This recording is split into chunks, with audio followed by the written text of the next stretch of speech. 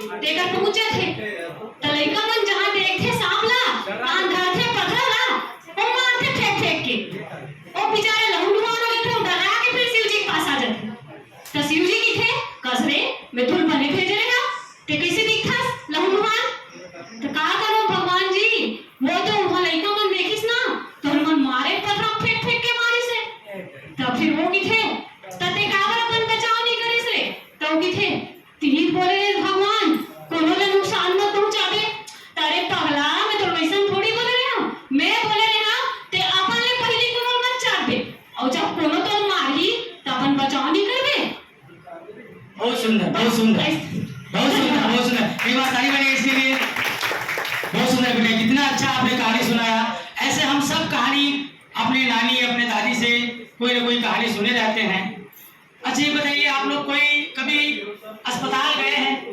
जी sir, जी sir. आप गए हैं? मैं गया हूँ सर। अच्छा बताइए, आपने अस्पताल में क्या देखा?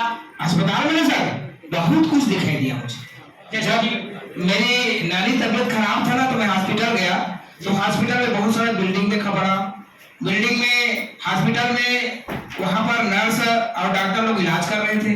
अच्छा। और कुछ मरीज लोगों को डॉक्टर लोग केला सेव संतरा मौसम्बी खाने के लिए अच्छी अच्छी चीजें दे रहे थे।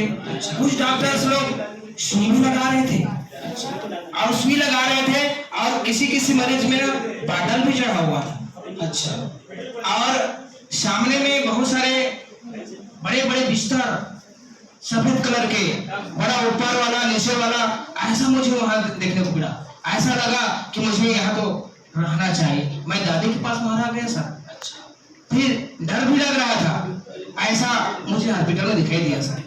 अच्छा, वहाँ का साफ सफाई कैसा था? साफ सफाई शासकीय जो सामान है सर एकदम अभी एकदम बेहतरीन बना दिया था। वहाँ जब गया ना तो एक भी कहीं पर गंदगी नहीं मिला मुझे। अच्छा। पूरा साफ, पूरा स्वच्छता सभी पर ध्यान दिया गया है। और एक से एक सामग्री वहाँ पर गैस सिलेंडर जो ऑक्सीजन अभी कोरोना काल में ज्यादा, पता है आपको? उस कोरोना काल में गैस बड़े बड़े सिलेंडर भी ऑक्सीजन वहाँ पर उपलब्ध करा दिया गया। अच्छा, गैस सिलेंडर भी। अच्छा, वो गैस सिलेंडर ना वो ऑक्सीजन सिलेंडर है। हाँ, वही ऑक्सीजन सिलेंडर नहीं होता। हाँ, वहाँ के मरीज लोग गैस सिलेंडर बोलते हैं। अच्छा। हाँ, मैं पूछा ना ये गैस सिलेंडर है साहब, ऐसे बोलते हैं। तो ऐसे गैस सिलेंडर वहाँ देखने को मिला। बहुत सुंदर बहुत सुंदर बेटा, बहुत सुंदर। अच्छा, आपने देख लिया कि अस्पताल भी हमने देख लिया। अब बताइए, आप में से कोई कभी बीमार पड़े हैं क्या? पड़े हैं? अच्छा, बीमार पड़े तो आपको कैसा लगा, कैसा महसूस हुआ?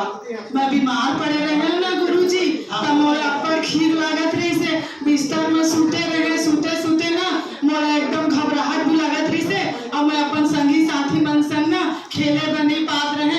अब बने जाके खाए घलो नहीं देत रही है, चाय बिस्कुट और हल्का साबुदाना के ना खीर बना के मोला बस देत रही है। तो सब संगी साथी मन संग ना मोला मिले के मन करत रही से। खटिया में के जन सूते रहूं ना गुरुजी, तब मैं एक ठन कविता लिखे हूँ 4 लाइन के। सुना। हिंदी में बता देता हूँ, हिंदी में लिखे हो। मेरी माँ के जैसी तो कोई माँ नहीं होगी, मेरे पापा के जैसे तो कोई पापा नहीं होंगे। सुबह सुबह से रोज मुझे माँ जगाती है, शाम शाम को रोज मेरे पापा घुमाते हैं। गुरुजी बस बताऊँ काल सुना बन जाए। ठीक है। बुखार हो रही है गुरुजी। बहुत सुंदर, बहुत बढ़िया। तो जब आप बीमार पड़े थे, घर के अंदर सोए थे, तो बाहर जाने का मन कर रहा था, आप नहीं जा पाए। साथियों, हमने प्रेजेंट किया एक कहानी विधा जिसमें एक हमारे पाठ्य पुस्तक में कहानी है जिसका नाम है नहीं होना बीमार, जिसमें एक बच्चा अपने नाना जी के साथ अस्पताल जाता है। वहाँ पर बीमार को देखने के लिए, वहाँ जब स्थिति को देखता है कि स्वच्छ स्थिति है, वहाँ जो मरीज सोया हुआ है उसको अपनी नानी जो है वो खाने के लिए सेवई की खीर, साबूदाना की खीर ले गई है, तो उसको देख करके उसके मन में भी इच्छा उत्पन्न होता है कि मैं खाऊं।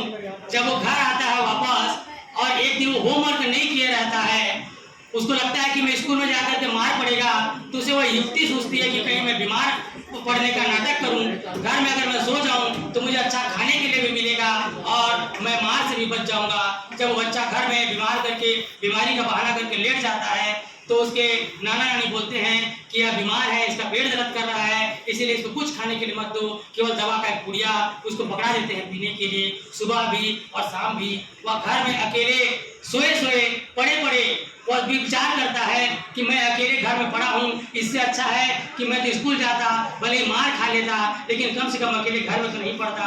बाहर में मेरे संगी साथी कितने अच्छे खेल रहे हैं, कोई नमकीन खा रहा है, कोई और दृश्य देख रहे हैं, लेकिन मैं घर में अकेला बीमार होकर पड़ा हुआ हूँ। इस तरह से उसके मन में विचार आता है और उसे लगता है कि बीमारी का बहाना करना गलत बात है। तो इसका जो मूल उद्देश्य है, इसका कहानी का जो मूल उद्देश्य है,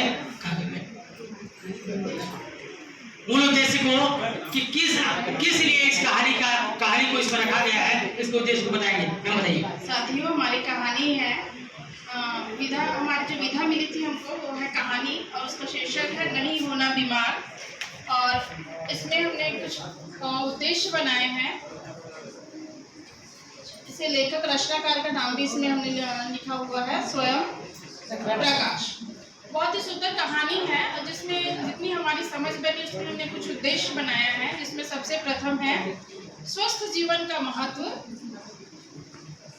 स्वच्छता का महत्व, बीमारियों से बचाव व जानकारी, अस्वस्थ जीवन, बीमार पड़ने पर होने वाली कठिनाइयाँ, और शरीर और मन को स्वस्थ रखने के उपाय। ये सारी चीज़ें अगर हमारे जीवन में हम लाते हैं या हम बच्चे को शाला में ये शिक्षा देते हैं तो निश्चित ही वो इस शीर्षक पर नहीं जाएगा।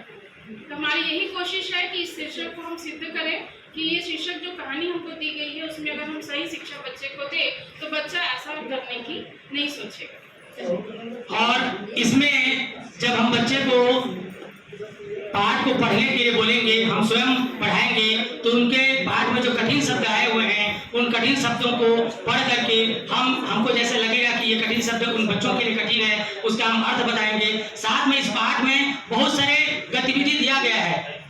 उन गतिविधियों को जो कि मेरी समझ से मिलानकर, पंक्तियों पर चर्चा, सोच विचार कर, अनुमान और कल्पना, समस्या समाधान, खोजबीन, इतने सारे यहाँ पर एक्टिविटी दी गई है कि ये सारी एक्टिविटी को अगर कराया जाए तो मुझे लगता है कि जिस उद्देश्य के लिए इस पाठ को यहाँ पर रखा गया है बच्चों तक यह उद्देश्य जरूर पहुँचेगा।